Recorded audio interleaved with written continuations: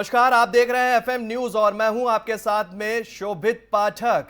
अब कुछ दिनों से फिर एक ही खबर अलग अलग तरीके से अलग अलग जगहों पर आ रही है और वो ये कि शिक्षकों की पिटाई से या यूं कहें कि शिक्षकों के टॉर्चर से बच्चों को गंभीर चोटें आ रही हैं। चोटें इतनी गंभीर कि उनको अस्पताल तक में भर्ती कराना पड़ रहा है। अभी 2 दिन पहले दिल्ली से एक घटना निकलकर सामने आई जिसमें एक शिक्षक ने बच्चे को फर्स्ट फ्लोर से नीचे फेंक दिया और आज एक खबर उन्नाव से आ रही है जहां पर एक शिक्षक ने बच्चे की इतनी पिटाई की कि उसकी मानसिक स्थिति तक बिगड़ गई। वहीं परिजनों ने भी इस घटना को लेकर आरोप लगा दिया और वो ये कि पिटाई के चलते बच्चे की मानसिक स्थिति बिगड़ गई है और उसे एक प्राइवेट अस्पताल में भर्ती किया गया जहां पर उसका इलाज चल रहा है। तो ये अलग अलग जगहों से शिक्षकों के टॉर्चर की घटनाएं निकलकर आए दिन हमारे साथ में देखने को मिल रही हैं और अलग अलग समूहों से वो टॉर्चर इतना हद तक सामने आ रहा है कि बच्चों को अस्पताल तक में भर्ती कराना पड़ रहा है। और वहीं पर उन्नाव में जिसके बाद उसकी हालत को देखते हुए एसजीपीजीआई लखनऊ तक उसे रेफर कर दिया। तो तमाम तरह की घटनाएं और तमाम तरह के टॉर्चर का जिक्र फिलहाल हम कर रहे हैं क्योंकि टीचर का टॉर्चर ये आज हमारे सवाल इस कार्यक्रम का मुद्दा भी है और हमारा सवाल भी है कि टीचर इतने ज्यादा आक्रोशित क्यों हो रहे हैं, क्यों इतना टॉर्चर कर रहे हैं, क्यों पिटाई से बच्चों की जान पर उनकी पिटाई बना रही है। तमाम तरह की सवाल और तमाम तरह के सवालों का भी हम जिक्र करेंगे और अपने कार्यक्रम में जुड़े मेहमानों से उन मुद्दों पर विस्तार से चर्चा भी करेंगे।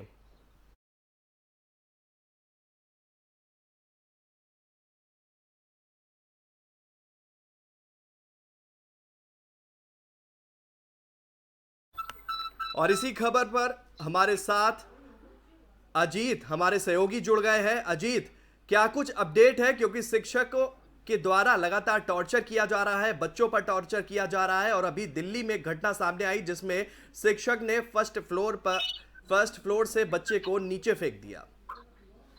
बिल्कुल शोभित, बताना चाहूंगा ये पूरा का पूरा जो मामला है ये करोलबाग इलाके का है, जहां देशबंधु थाना रोड के आने वाले इलाके में बस्ती मॉडल बस्ती इलाका है, जहां पर जो छात्रा है 5वीं क्लास की छात्रा थी जिस पर जो टीचर ने पहले कैंची से बेरहमी से उस पर हमला किया। उसके बाद इतने गुस्से में थी कि उसको जो पहली मंजिल पे उसकी क्लास चल रही थी वहां से उसको नीचे फेंक दिया। हालांकि अगर मैं बात करूं छात्रा की, तो छात्रा की हालत अभी स्थिर है जिसका बाड़ा हिंदूराव अस्पताल में इलाज चल रहा है। वहीं जिस तरीके से पूरा प्रकरण हुआ उसके बाद मौके पर पुलिस पहुंची। मौके पर पुलिस ने जो आरोपी टीचर है उसको हिरासत में ले लिया है, संबंधित धारा के तहत मामला दर्ज कर दिया। लेकिन इन सब चीज में सबसे बड़ी जो बात है वो ये है कि जो सामने आई है कि इससे पहले भी जो टीचर है उस पर इस तरह के आरोप लगते रहे, उसके व्यवहार पर आरोप लगते रहे, लेकिन ना तो टीचर में कोई बदलाव आया था और ना ही टीचर पर इस तरह की कोई कार्रवाई हुई थी। नतीजतन इसका जो परिणाम है छात्रा को भुगतना पड़ा और जिस तरीके से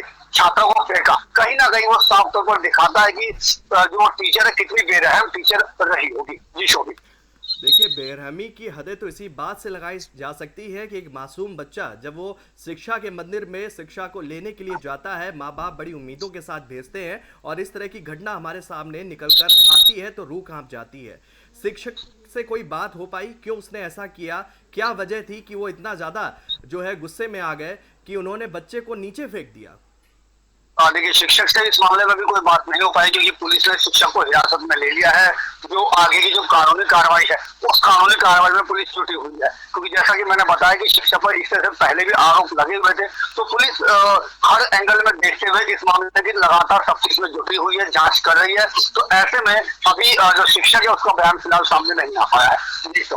चलिए अजीत, तमाम जानकारी के लिए आपका बहुत बहुत धन्यवाद। तो कह सकते हैं कि शिक्षा के मंदिर पर जब पढ़ने के लिए बच्चे जाते हैं तो माँ बाप बड़ी उम्मीदों के साथ अपने बच्चों को भेजते हैं और वहां पर इस तरीके की घटना जब निकलकर सामने आती है तो हमारी रूह कांप जाती है। इसी खबर पर हमारे साथ कुछ मेहमान भी जुड़ेंगे, उनसे हम विस्तार से बात करेंगे। हमारे साथ में आलोक सिन्हा जी सामाजिक कार्यकर्ता हैं, वो जुड़ चुके हैं। आलोक जी, आपका बहुत बहुत स्वागत है हमारे चैनल में।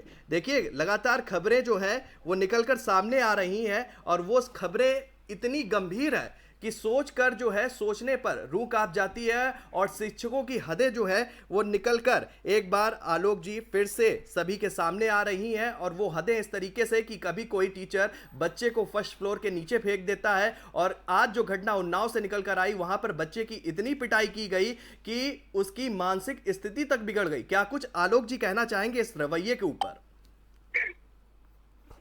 जी देखिए, ये सबसे पहले तो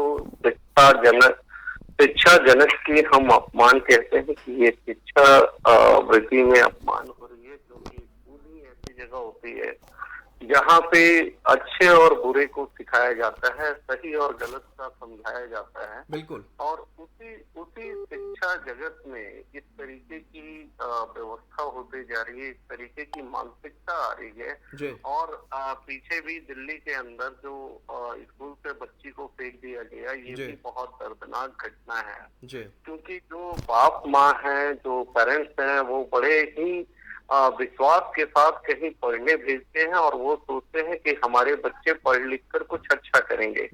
लेकिन आप समझे कि नगर निगम की स्कूल की ये स्थिति है कि सरकारी स्कूल होने के बाद भी, टीचर्स इतने महंगे होने के बाद भी इस तरीके का टीचर्स के साथ अमानवीय घटना मतलब घट रही है। कहीं ना कहीं मुझे लगता है कि या तो हमारे शिक्षा प्रणाली की कमी है, या उनके अगर हम बात करें तो उनके किसी पारिवारिक उलझन की वजह से कभी कभी ऐसी घटनाएं हो जाती है जो भारत के लिए, इस देश के लिए सही नहीं है, शर्मनाक घटना है। बिल्कुल। देखिए, अपराजिता गौतम जी जो अध्यक्ष हैं जीपीए की, हमारे साथ जुड़ चुकी हैं। अपराजिता जी, आपका बहुत बहुत स्वागत है हमारे चैनल में। एक घटना जो है अभी दिल्ली में हमने देखी कि बच्चे की पिटाई इस कदर की गई कि उसे फर्स्ट फ्लोर से नीचे फेंक दिया गया पिटाई करते करते। और एक घटना आज उन्नाव से आ रही है, वहां पर एक शिक्षक ने इतनी बेरहमी से एक बच्चे की पिटाई की कि उसकी मानसिक स्थिति बिगड़ गई और उसे अब लखनऊ तक रेफर करना पड़ रहा है। क्या कुछ कहेंगे शिक्षकों के इस रवैये के ऊपर आप? इसमें तो मैं यही कहूंगी कि कहने को तो बहुत सारे हमारे देश में कानून बनाए जाते हैं स्कूलों में बच्चों की सुरक्षा से संबंधित। आपको बेस्ट एग्जांपल मैं देना चाहूंगी, हम सभी को याद है एक गुड़गांव के स्कूल पे, प्राइवेट स्कूल में एक केस हुआ था जहाँ पे बच्चे का गला रेत के उसकी हत्या कर दी गई थी। उसके बाद ये मामला बहुत उठा था, सुप्रीम कोर्ट में भी गया था। और दिल्ली के अलावा जितना अगर मैं समझूं, बाकी स्टेट्स ने भी अलग अलग पैरामीटर्स निकाले थे। यहाँ तक कि बच्चों के स्कूलों में जो सेफ्टी है उससे संबंधित बहुत सारे नियम कानून बने हुए। अब आती है प्रॉब्लम इसकी, जो भी नियम कानून है उसका क्रियान्वयन कौन करवाएगा? क्रियान्वयन तो शिक्षा विभाग करवाएगा। प्रॉब्लम बस यहीं पर अटक जाती है, क्रियान्वयन के नाम पे सबका डब्बा गोल है, कोई कुछ काम नहीं करना चाहता। अभी एग्जांपल लेते हैं दिल्ली के स्कूल का। हमने लगातार देखा है, आज हमने ये जो केस देखा दिल्ली के स्कूल का, एनडीएमसी स्कूल का, एनसीबी स्कूल में जाकर केस हुआ है। यहाँ पे शिक्षक ने पहले कैंची से मारा, फिर बच्चे को धक्का दे दिया। इससे पहले भी अगर आप केसेस देखेंगे, स्कूलों में टीचर्स के ऊपर भी वार किए गए हैं स्टूडेंट्स के द्वारा। यहाँ पर दोनों केसेस को मैं आपके सामने इससे दिखाना चाहती हूँ, ये कहीं ना कहीं लैप्स ऑफ सिक्योरिटी दिखा रहा है पूरी तरीके से। और यहाँ पर एक बात मैं आपको आपके चैनल के जरिए बताना चाहूंगी, 2017 में 7 नवंबर 2017 को प्रद्युमन केस के बाद बहुत सारी चीजें हुई थी, जिसमें दिल्ली गवर्नमेंट ने 11 पेजेस का एक स्कूल सेफ्टी का एक पूरा का पूरा एक फॉर्मेट निकाला था, जिसमें पूरी चेकलिस्ट निकाली थी। फिर वही घूमकर बात आ जाती है, उसके अनुसार तो हर महीने सेफ्टी वॉक होनी थी, बहुत कुछ होना था। कहाँ है ये चेक एंड बैलेंस? कौन करेगा?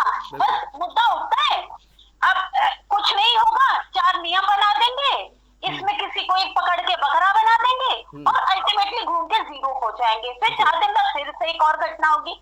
तो एज ए पेरेंट के तौर पे भी और प्रेसिडेंट होने के नाते एसोसिएशन की, मेरा सिर्फ यही कहना है कि जब ऐसी घटनाएं होती हैं, आज जैसे शिक्षक ने किया, इस शिक्षक के अतिरिक्त आप उसके जो चैनल में पढ़ते हैं, जो जोन के ऑफिसर्स हैं, जो उससे सीनियर ऑफिसर्स हैं, उनको भी पेनलाइज करना जरूरी है, क्योंकि वो लोग हैं अपने कार्य का निर्वहन नहीं कर रहे, जिसकी वजह से हमारे बच्चे आज की डेट में स्कूल में सेफ नहीं है। जी देखिए आलोक जी, मैं ये जानना चाह भी रहा था और आपके पास मैं इसी सवाल को लेकर आऊंगा कि गाइडलाइन बहुत बनाई जा रही है, एक से बड़ी एक गाइडलाइन आती है, घटना होती है, उसके बाद एक गाइडलाइन आ जाती है और फिर वो घटना के बाद में 1 महीने तक उस पर पूरी तरीके से अमल किया जाता है और फिर जैसे जैसे समय आगे बढ़ता है फिर वो गाइडलाइन के जो भी रूल्स होते हैं वो धरे के धरे रह जाते हैं और फिर एक घटना निकल कर हमारे सामने आ जाती है, जैसा कि अभी 2 दिनों के अंदर ये 2 घटनाएं हमारे आंखों के सामने है। इनको लेकर क्या कुछ कहेंगे, क्यों रवैया इतना ढीला होता चला जा रहा है शिक्षा प्रणाली का, जिस पर अंकुश लगाना अब मुश्किल होता जा रहा है? देखिए शोभित जी, ये शिक्षा की ही बात नहीं है। अगर हम दिल्ली की बात करें तो व्यवस्था ही दिल्ली का गलत है। हम सिर्फ क्या है, हम राजनीति करने उतरे हुए हैं। अगर मैं सरकार की बात करूं तो ये पूरी जिम्मेवारी सरकार की है। देखिए बात दिल्ली की नहीं है आलोक जी, बात दिल्ली की नहीं है, बात इस समय कई राज्यों से जुड़े हुए स्कूलों से आ रही है। मैं सभी जगह पे आता हूँ, मैं धीरे धीरे करके सभी जगह पे सभी पहलू पे आपको लेकर चलता हूँ। क्योंकि देखिए अगर हम दिल्ली की बात करें तो दिल्ली भारत की राजधानी है। तो सबसे पहले हम भारत की राजधानी की बात करेंगे, क्योंकि यहाँ जो भी लोग आते हैं, चाहे वो बाहर से आए हुए व्यक्ति हो, वो ये सोच कर आते हैं कि मैं दिल्ली जा रहा हूँ और अपने बच्चों को अच्छी शिक्षा दूंगा। अच्छी शिक्षा के नाम पे आपने देखा होगा कि अपराजिता जी ने कहा भी और आपने भी देखा हो कि रेयान इंटरनेशनल स्कूल में भी इस तरीके की घटना घटी पिछले साल की। उसमें टंकी में पानी के टंकी में बच्चे को डुबो के मार दिया गया। आखिर आप सोचे कि इतनी बड़ी, इतनी मतलब क्रूरता वाली चीजें हो रही हैं स्कूल के अंदर, शिक्षा के अंदर, आखिर इसको कंट्रोल कौन करेगा? तो कंट्रोल तभी हो पाएगा कि जो इस विभाग में लिप्त हैं, जिनके अंडर में ये विभाग आ रहा है, जो मंत्री हैं, शिक्षा मंत्री हैं, नोडल ऑफिसर हैं, जो भी हैं, इन सबको इस पे एक्शन लेना चाहिए। और मुझे लगता है इससे लिप्त, देखो जब तक आप ट्रैकिंग नहीं रखेंगे, आप अपने घर का फ्रस्ट्रेशन स्कूल में नहीं निकाल सकते, आप बच्चों पे नहीं निकाल सकते। हमने भी पढ़ाई करी हुई है, हमें भी टीचर्स मारते थे, हमें भी टीचर्स डांटते थे, लेकिन एक लिमिट तक होता था। आप सोचे कि ये कौन सा लिमिट है कि आप किसी बच्चे को पीटते पीटते, वो भी 2 शिक्षकों की लड़ाई में एक बच्ची को उठा के आप बाहर फेंक देंगे। बिल्कुल, ये कौन सी लड़ाई है और इस पे कौन संज्ञान लेगा? तो कहीं ना कहीं ये सरकार की चूक है। अगर मैं उन्नाव की बात करूं तो उन्नाव एक ऐसी जगह है जहां की आप देखें कि उन्नाव जिले में रेप से लेकर रेपिस्ट भी वहाँ बहुत पाए जाते हैं। सरकार का ध्यान कहाँ है? वहाँ के एमपी साहब कहाँ हैं? वहाँ के विधायक कहाँ हैं? आखिर कंट्रोल कौन कर रहा है? हम और आप कंट्रोल नहीं कर सकते। कंट्रोल तो कहीं ना कहीं सिस्टम ही करेगा, और सिस्टम हम लोगों का नकारा और निकम्मा हो चुका है। इस वजह से इस तरीके की घटनाएं हो रही है। और हमारे यहाँ जो मुझे लगता है कि जब एक चीज की शुरुआत होती है तो फिर वो शुरू ही हो जाती है, उसका एंडिंग दिखता ही नहीं है। कुछ लंबे समय तक ऐसा चलता रहता है। अब कल आपने देखा, परसों आपने देखा और फिर आप देखेंगे। ये मानसिकता लोगों की बिल्कुल बिगड़ चुकी है। यहाँ पे अब मतलब कहा जाता है कि कलयुग का प्रकोप जो है वो बहुत ज्यादा बढ़ चुका है। हम तो बहुत डरते हैं कि आखिर बच्चे सेफ कहाँ होंगे। स्कूल ऐसी जगह है जहाँ सेफ नहीं होंगे तो फिर कहाँ सेफ होंगे पठक जी? बिल्कुल, देखिए आलोक जी ने बात कर ली, शासन की बात कर ली, प्रशासन की बात कर ली। अपराजिता के पास मैं जाना चाहूंगा।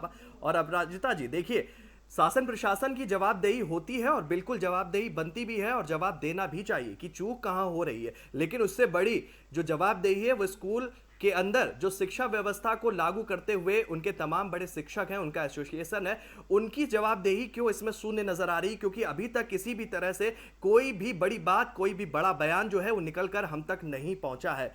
क्या आप उन्हें भी दोषी मानती हैं? क्योंकि शिक्षा प्रणाली, एक मजबूत शिक्षा प्रणाली में इनकी भूमिका बहुत अहम है, और इस चुप्पी को लेकर आप क्या कुछ कहना चाहेंगे?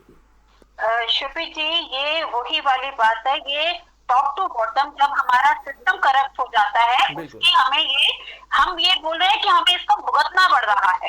अब स्कूल को पता है कुछ भी हो गया, ये तो वो केसेस है जो मीडिया में आ गए। मैं आपका ध्यान एक केस की तरफ ले जाना चाहती हूँ जो मीडिया में नहीं आया, क्योंकि स्कूल ने उस चीज को छुपाया 1 हफ्ते तक। क्या था वो केस? दिल्ली के एक नामी स्कूल में 3rd क्लास की बच्ची का रेप हो गया। अब स्कूल उसको पूरी तरीके से बंद कर रहा था, पुलिस उस केस को नहीं बताना चाह रही थी। ये तो आज हम डिस्कस कर रहे हैं। यहाँ तो बच्चे के साथ हुआ, बच्चे की मानसिक स्थिति भी, उन बच्चों का था जो फिर स्कूल में रेप हो जाता है। अभी लगा लीजिए या कुछ समय पहले हमने देखा एक और जो गोल्ड मार्केट के स्कूल में बच्चे के साथ रेप हुआ था। मैं इसमें ये बताना चाहती हूँ, इस पूरे इसमें सिस्टम को पता है, सिस्टम यहाँ पे कौन, स्कूल प्रशासन को पता है कि आला अधिकारी जो हैं, जो शिक्षा के अधिकारी हैं, उनको हमने सेट किया हुआ है, चाहे वो प्राइवेट स्कूल हो चाहे गवर्नमेंट हो। गवर्नमेंट स्कूल वाले शिक्षक क्यों नहीं बोलेंगे, उनको पता है क्योंकि गवर्नमेंट का मामला है, गवर्नमेंट अपने इसमें मुंह चुप कर जाएगी। प्राइवेट वाला इसलिए क्योंकि उसने ऑलरेडी सिस्टम को खरीदा हुआ है। तो यहाँ फिर घूम फिर के बात आती है कि जो हायरार्की ऑफ सिस्टम है वो पूरे के पूरे में जंग लगा हुआ है। मैं बोलूंगी पूरे में एक तरह से एक कैंसर डूबा पड़ा है, सब जगह पे कैंसर फैला पड़ा है, जिसकी वजह से हर कोई एक दूसरे को बचाता है। ये भूल जाते हैं जहाँ पर यहाँ पे काम हो रहा है, ये है छोटे बच्चों का स्कूल है और बच्चों की सेफ्टी सबकी जिम्मेदारी है।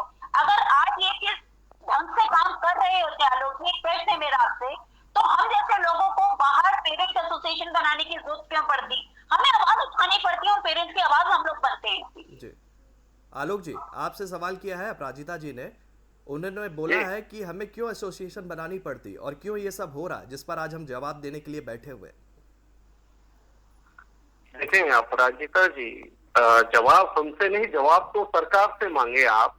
लेकिन मैं फिर भी कहना चाहता हूं कि अपने माननीय प्रधानमंत्री मोदी जी ने बेटी बचाओ बेटी पढ़ाओ जैसे नारा देकर शिक्षा को आगे बढ़ाने का काम किया और बहुत सारी ऐसा भी हुआ है कि बहुत सारे लोगों ने कहा।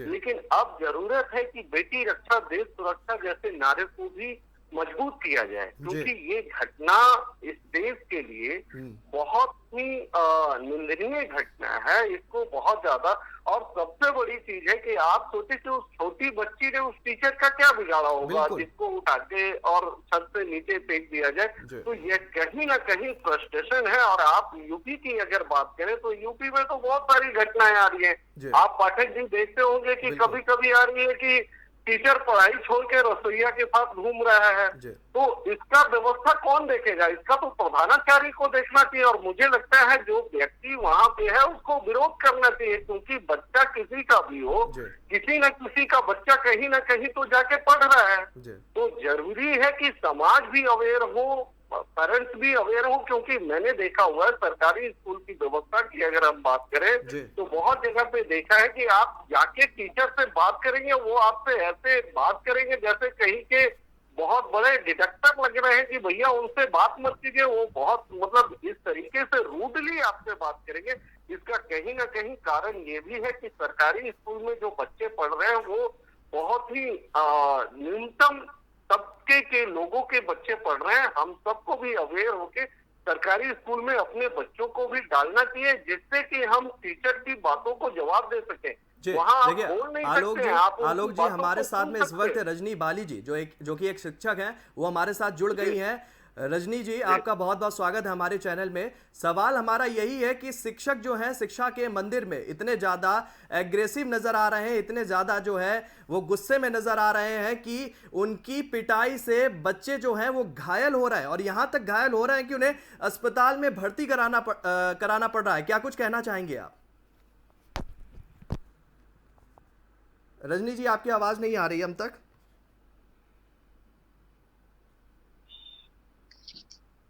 गुड आफ्टरनून, मेरी आवाज आ रही है? जी जी, अभी आवाज आपकी मिल रही है। अब आ रही है? जी जी। अच्छा जी।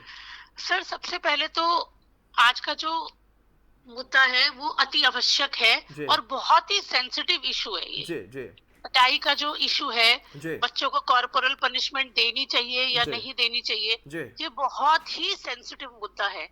और अगर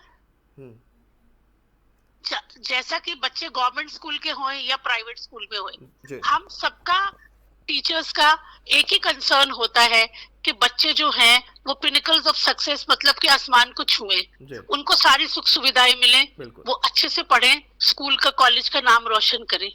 लेकिन जब हम ये सब बच्चों से एक्सपेक्टेशन रखते हैं तो हम ये भूल जाते हैं कि वो किस फैमिली बैकग्राउंड से आ रहे हैं।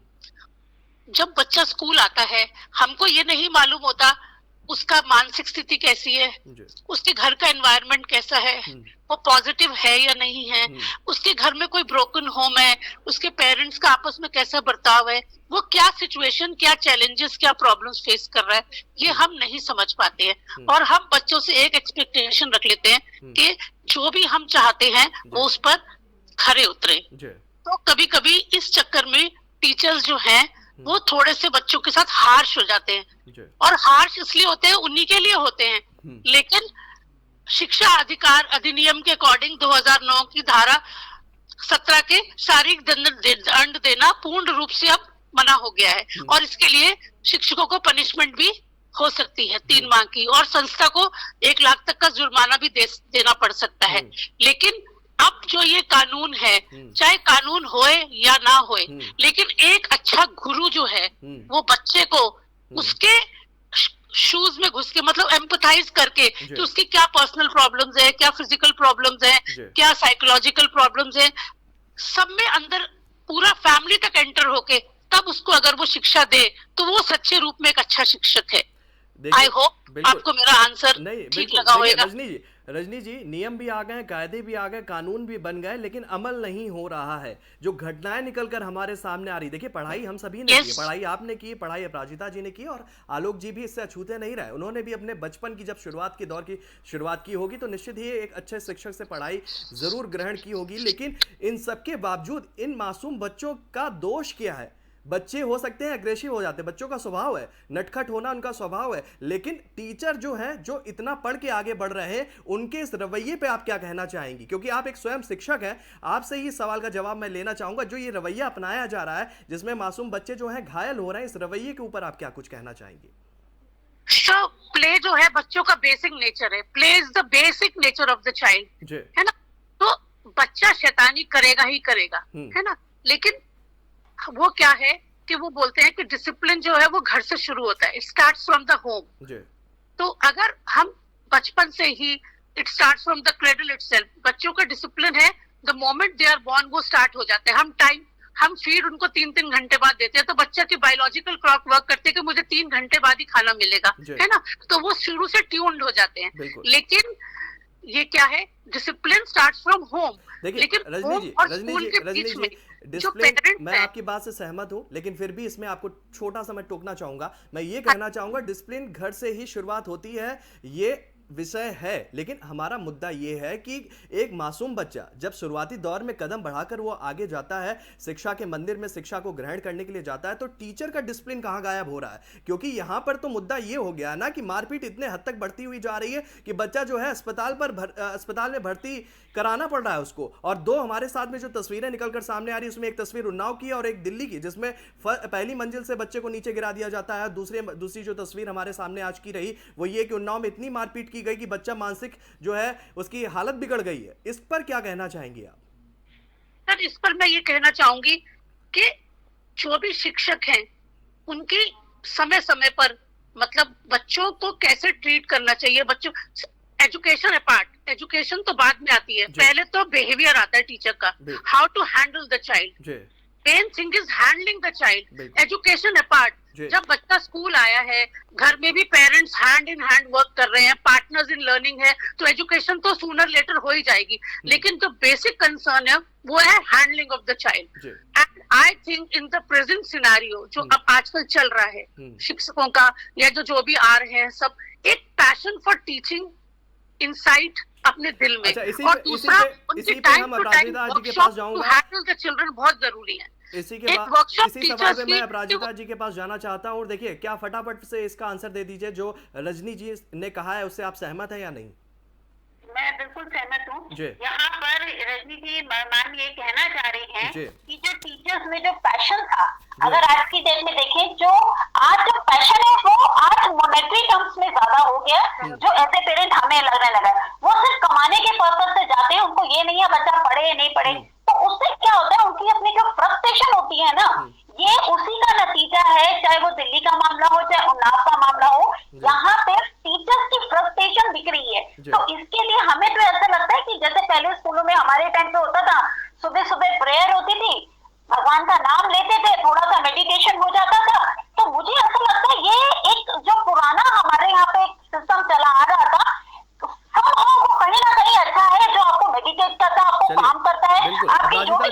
चाहे बच्चे की है चाहे टीचर की है, सबकी थोड़ा सा अलग लग जाएगी, आप काम हो जाएंगे। बिल्कुल। आलोक जी, क्या कुछ कहना चाहेंगे आप?